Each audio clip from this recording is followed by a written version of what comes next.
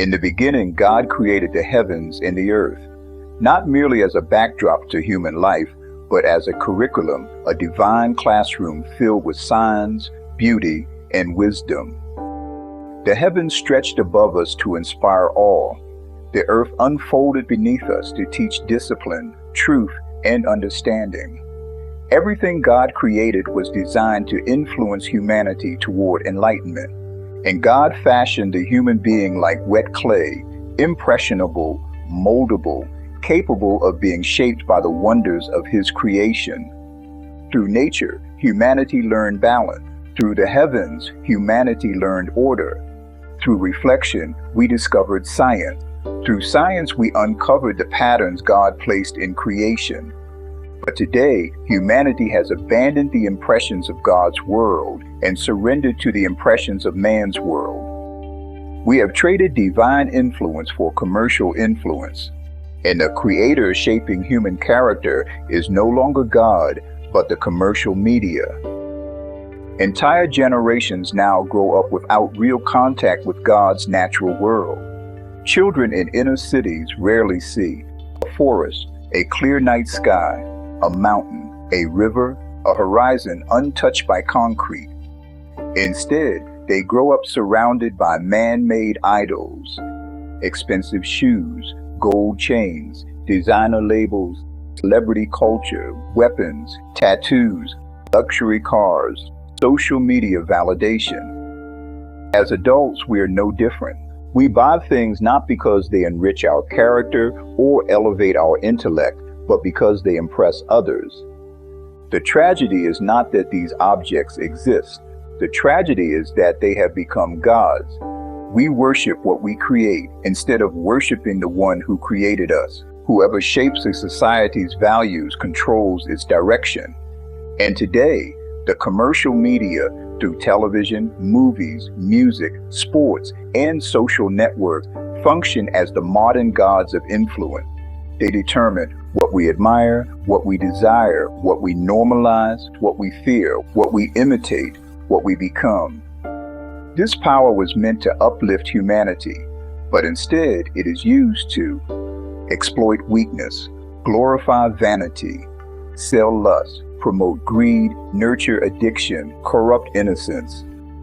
Modern media have become a commercial god, a man-made deity that demands worship in the form of money, attention, and imitation. We look back at ancient idol worship and ask, how could anyone bow to a statue made of stone? Yet we bow today to things made of plastic, silicon, pixels, and celebrities. The ancient idolaters carved their gods from wood. We carve ours from advertisements and algorithms. The ancient idolaters worship statues. We worship influencers, athletes, actors, musicians, brands. They had temples made of stone. We have temples made of screens. In both cases, the worship is the same. People elevate creations above the Creator. Each year, new technologies appear, and we celebrate them as advancement. But morally and spiritually, we are regressing. We are not becoming more enlightened. We are becoming more conditioned to consume, to obey commercial desires, to imitate trends, to chase popularity, to follow celebrities, to define ourselves by external things. This conditioning is not neutral. It is engineered by industries that profit from moral decay. We are no longer being shaped by God's creation. We are being shaped by commercial anti-culture, a man-made system that demands constant consumption but offers no wisdom, no dignity, no righteousness, and no peace. To resist this false god, we must reclaim one essential truth. All good comes from God. All corruption comes from us. The commercial media only influence us because we give them permission. They shape our values because we surrender our attention. They decide what is popular because we fund them with our money. Every purchase is a participation. Every like is an offering. Every trend we imitate is a bow before an altar. We cannot claim to seek God while feeding the commercial God at the same time.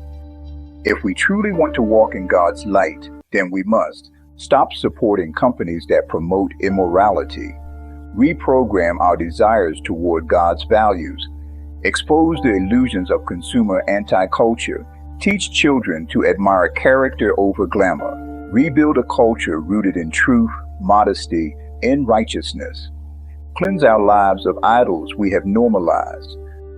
The culture war is ultimately a war of influence. Who shapes your character, God or the commercial God? The answer to that question determines the fate of individuals, communities, and entire civilizations.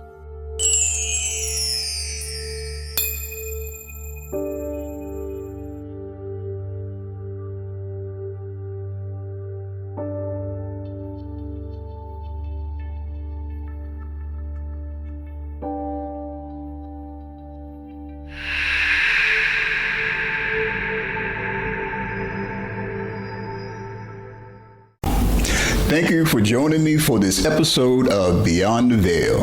I hope it gave you something to think about, something that will bring you closer to the truth. Next week, we will continue exploring where faith, culture, and history meets reality. And I'd love for you to be a part of this journey. Make sure you subscribe, share this video with a friend, and leave a comment to let me know what stood out to you. Together, we can bring more light to the world.